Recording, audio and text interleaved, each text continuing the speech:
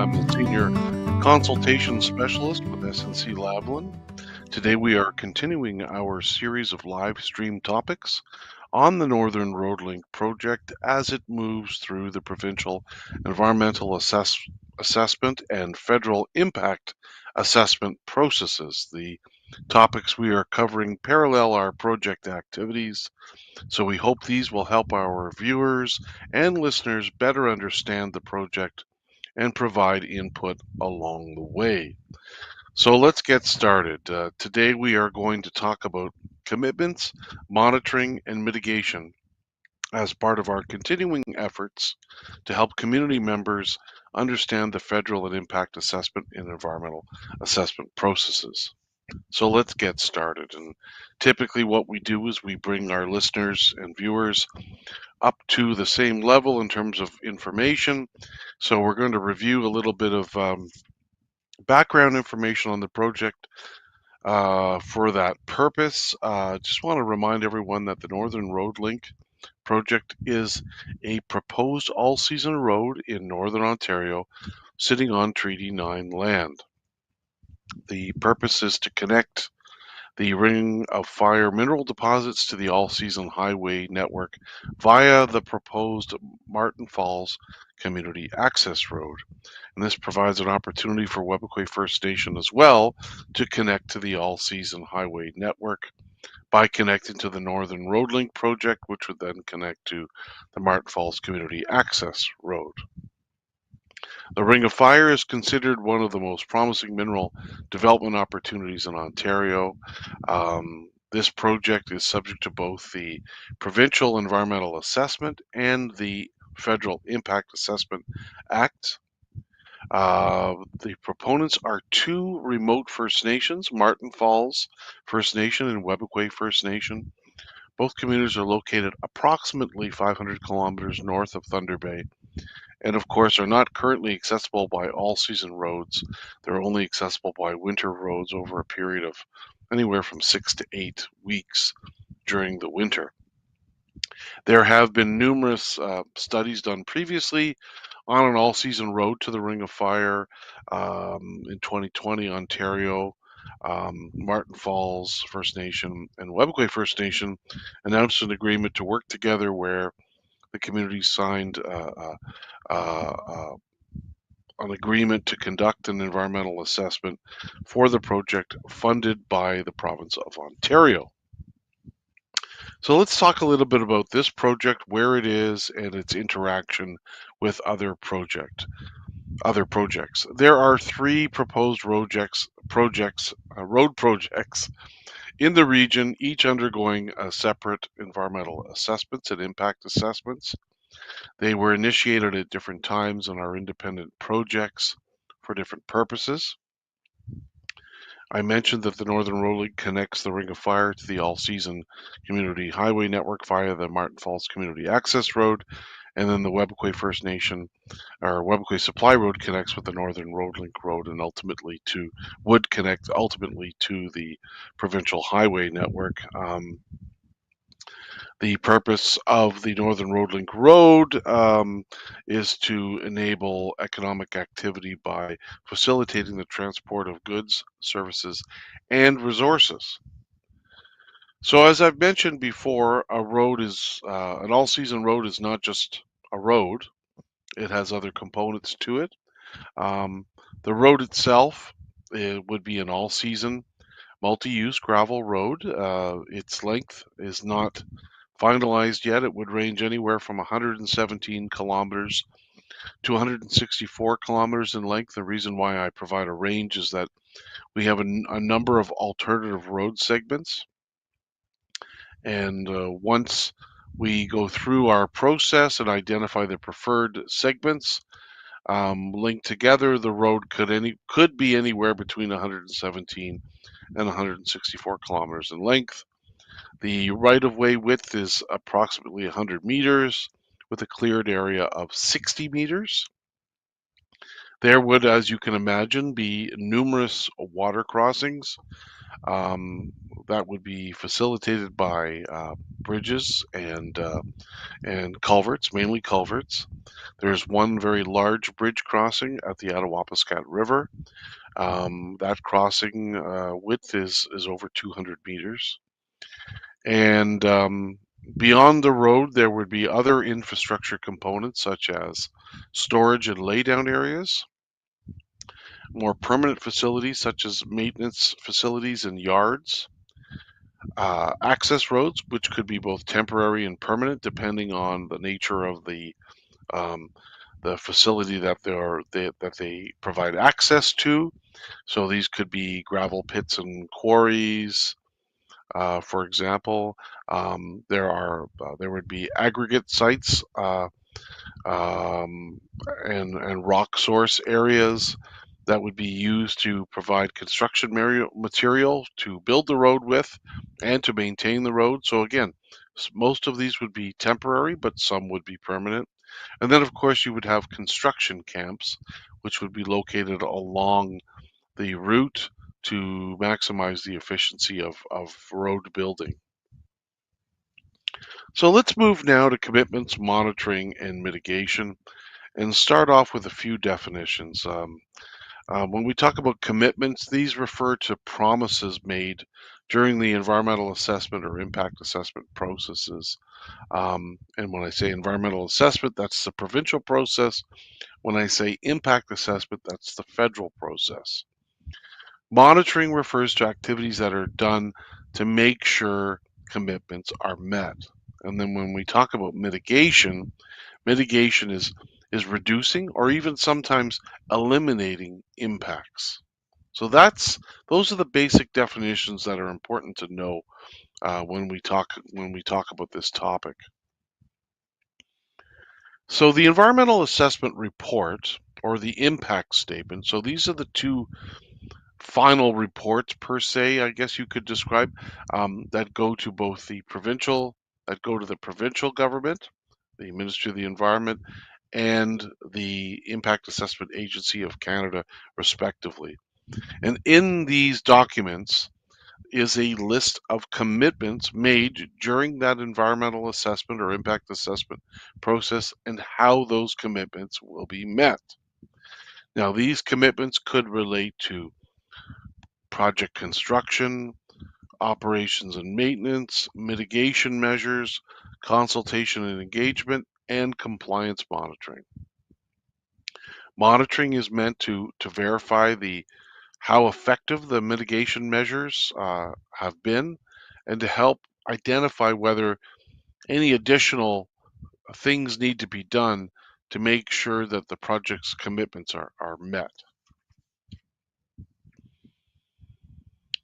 So the proponent, as part of its identification of commitments effort, will prepare a monitoring framework. And this is developed during the environmental assessment or impact assessment.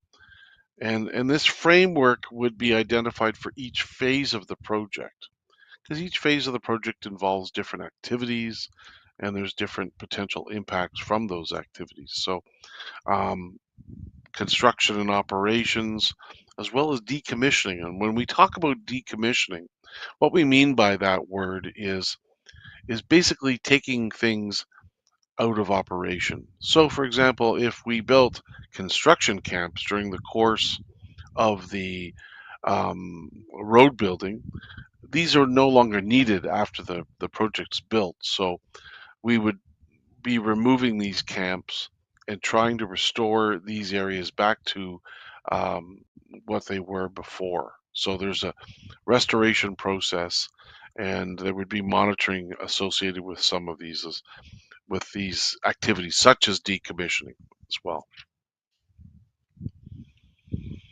So, continuing on with monitoring and compliance, there are federal or IAC, meaning Impact Assessment Agency of Canada, requirements. So, in this process, the proponent, so with this, we're talking about the federal process here. The proponent is responsible for developing and carrying out the follow-up and monitoring programs. Now, the agency, meaning the Impact Assessment Agency of Canada, may actually establish what's called a monitoring committee, and this monitoring committee sort of provides oversight, just making sure that the science and the evidence used in the monitoring programs is acceptable practice, is the appropriate way of doing things, in other words. The agency or IAC will track and report on these follow-up and monitoring programs, and they actually publicly post this information. So they're required to post this information and share it with the public. The agency is also responsible for verifying compliance with the decision statement. So the decision statement includes all those commitments. And so the IAC is responsible for making sure that the proponent is compliant with those commitments that are identified in what's called the decision statement. And it undertakes compliance and enforcement measures where necessary. So they have an enforcement branch that makes sure that those commitments are being met. And where there isn't compliance, the agency works with the proponent to return the condition back to compliance. In terms of what's coming up uh, in the near term, what we call round 2 of consultation, we're currently undertaking the baseline data collection and identifying alternatives. That process is well underway. Input to alternatives such as routing, ancillary infrastructure, identifying ancillary infrastructure and locations, identifying potential aggregated rock sources is also underway right now, and we're getting input on that through consultation as well. Other input is being received on criterion indicators, as well as on the baseline information and on Indigenous knowledge and Indigenous land and resource use to make sure that those key project area features and resources valuable to communities are identified. In terms of what's coming up after round 1, we've got some main project milestones identified here, just so that you can sort of understand how the process works, what's coming next and overall in the process. So next, the types of activities coming up next would be evaluation of alternatives. So selection of preferred methods, preliminary effects assessment, as well as a cumulative effects assessment as well. That's a little bit later on in the process. And then, of course, there would be the review or the preparation and review of the draft environmental assessment report and impact assessment report, and then the review of the final one as well too. And that's further down the road. In terms of consultation and engagement, those activities are ongoing. We have open houses coming up, I believe, in October for the Northern Road Link project in a number of locations. These would be public open houses and open houses with Indigenous community members as well too. We'll be conducting virtual community meetings, live streams and radio shows like this one now, this live stream now, and the radio show that we did earlier today will continue on topics paralleling the environmental assessment process, and we'll also have special technical topics of interest to Indigenous community members, such as building in wetland areas and species at risk studies. So to help people sort of get an understanding of where we are specifically in the federal process, the initial project description has been prepared. This has been completed. The detailed project description, which was subsequent to that, has been completed as well too. Um, The agency has determined that an impact assessment, has officially determined that an impact assessment is required. We received a letter on May 23rd of this year stating that it is in fact required, and we are now waiting on the final tailored impact statement guidelines to be issued, and we're expecting these by August 20th of this year. And just to remind everyone, the tailored impact statement guidelines are the equivalent, essentially the equivalent to the terms of reference. So it's what is expected of the proponent in terms of collecting information, preparing, and doing the actual environmental assessment work. So we will get those. Now we know a lot of what is expected of us, having prepared and approved and had approved the terms of reference on the provincial side. But these will be the tailored impact statement guidelines are somewhat different, and so we will anticipate receiving these, as I mentioned, in August. So let's summarize what we just talked about here. So the environmental assessment report or impact assessment or impact statement includes a list of commitments made during the environmental assessment or impact assessment process and how they will be met. That's what those documents include, among other information. These commitments may relate to project construction, operations and maintenance, mitigation measures or measures to reduce or eliminate impacts, consultation and engagement, as well as compliance monitoring. The monitoring is meant to verify the effectiveness of mitigation measures, of ways of reducing impacts, and to help determine if additional action is needed to meet the project's commitments. So that's basically the summary of what we talked about today.